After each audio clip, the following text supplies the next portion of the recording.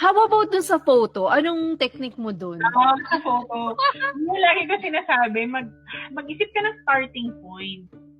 Okay. Starting point. Kailangan mag-isip ng starting point. Kasi kunyari ako, sabi ko, pag nakapikit ako, tapos bigla ka na lang nagsasabi, nagdi-describe ng mga kung ano-ano. Hindi ko nga alam nasan yun, lugar na yun. So, hindi ko alam kung nasa likod ba siya, nasa harap, nasa gilid. So, sabi ko, sa picture, kailangan mong bigyan ng direction. Hindi kailangan magsimula ka sa gitna, hindi kailangan magsimula ka sa gilid. Basta kung ano yung pinili mong starting point, alam mo, yung direction. Gusto mong pumunta pa left or pa right? Up to you. Basta, ida-direct mo yung taong nakikinig with the direction ng mga words. So, mga on his left, on their right, on the background, lagi mo talagang lalagyan ng direction.